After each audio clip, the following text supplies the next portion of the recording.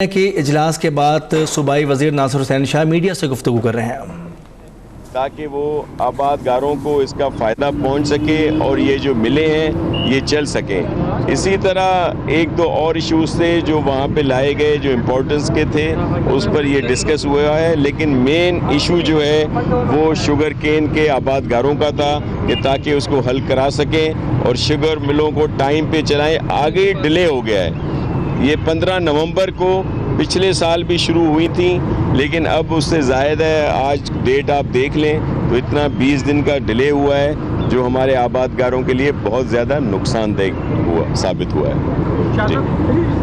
कहा जा रहा है कि आपने दी है सब्सिडी, वो कितनी अमाउंट है और सिंध की जो शुगर मिलों के पास कितना चीनी का स्टॉक है जो वो एक्सपोर्ट करेंगी? टोटल एग्रीकल्चर डिपार्टमेंट पर कितना जो है देखें, उस पर उनकी एक लिमिट मुकर्रर की गई है। मुख्तलिफ शुगर मिलों के पास बहुत ज़्यादा इस तरह की शुगर मौजूद है उनके गोदाम्स में और दूसरी जगह पे, लेकिन 20,000 जो है उनका हमने टारगेट मुकर्रर किया है हर शुगर मिल का। और फिर ये भी उसमें शराइत होंगी कि उनके ऊपर जिस तरह अमूमन शिकायत आती है कि ग्रोअर्स के पैसे रख लिए जाते हैं और भी उनको तंग किया जाता है, तो वो एनओसीज भी होंगी और गवर्नमेंट के भी कोई ड्यूज़ उनकी तरफ नहीं होंगे। इस लिहाज से 20,000 के करीब हर शुगर मिल पे ये आया अक्रॉस द बोर्ड, जितनी भी शुगर मिले हैं उस पे।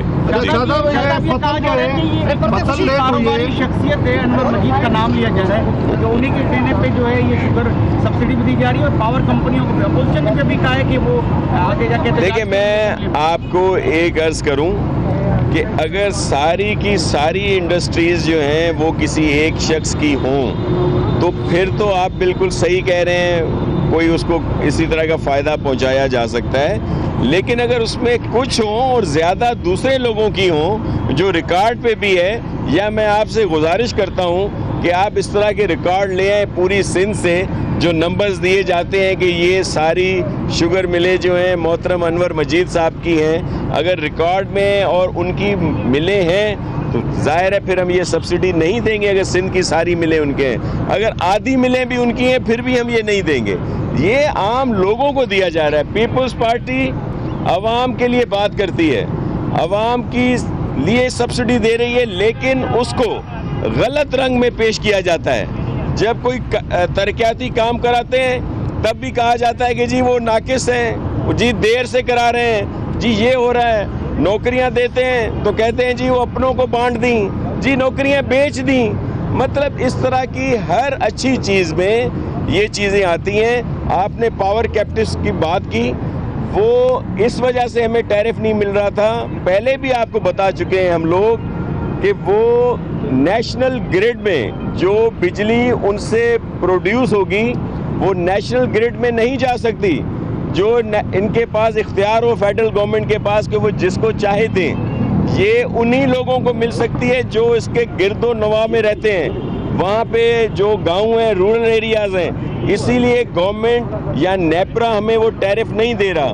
तो अपने लोगों को इस तरह की जो लोड शेडिंग, बदतरीन लोड शेडिंग हमने फेस की है, 18-18 घंटे 16-16 घंटे तो अपनी जगह पे दिनों के दिन हमने ये किया है। तो उसके बाद अगर सिंध के लोगों के लिए कुछ सब्सिडी दी जाती है तो वो कह दिया जाता है कि जी ये तो इसमें भी इनकी बदनीयती शामिल है।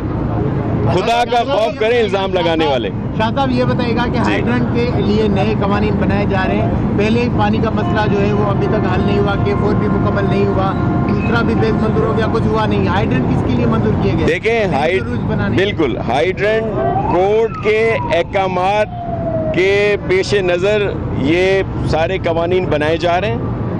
पहले आपको पता है लातादाद बेशुमार हाइड्रेंट थे जिनको बाद में काफ़ी को घिराया भी गया था, उसके बावजूद भी बहुत सारे थे। लेकिन जो आमदनी, जो रिकवरी वाटर बोर्ड को होती थी वो 15 मिलियन से ज़्यादा नहीं होती थी, 1.5 करोड़ भी नहीं होती थी। अब ये जो 6 अप्रूव हुए हैं और जो कुछ अरसा चले हैं और जिस पर मीटर सिस्टम लगाया गया है और जिसको सही तरीके से दायरा कार में लाया गया है, तो वहाँ पे महाना आमदनी 8 करोड़ से बढ़ गई है वाटर बोर्ड की। और जो गैर कानूनी हाइड्रेंट्स थे उनको भी बंद कर दिया गया है। तो ये तो अच्छी सिमत में जा रहे हैं, अच्छा काम सूबाई किया वजीर है। नासिर हुसैन शाह इस वक्त मीडिया से गुफ्तगू कर रहे हैं।